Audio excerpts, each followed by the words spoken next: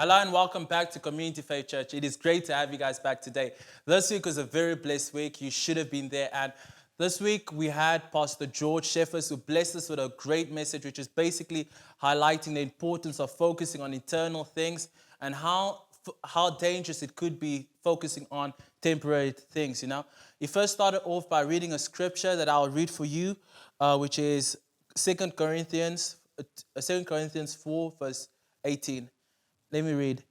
So we fix our eyes not on what is seen, but what is unseen. Since what is seen is temporary, but what is unseen is eternal.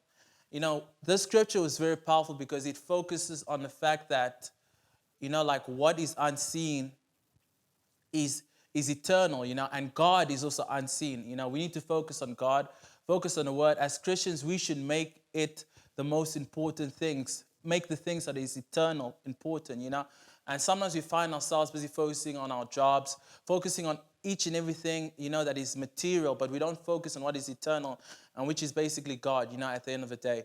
And one thing he also highlighted was the fact that even if you focus on what is seen, but you shouldn't make it you shouldn't make it your priority, but instead you should be able to hold that balance, hold that balance between what is eternal and what isn't eternal, And he also quoted a quote from C.S. Lewis, which is very powerful.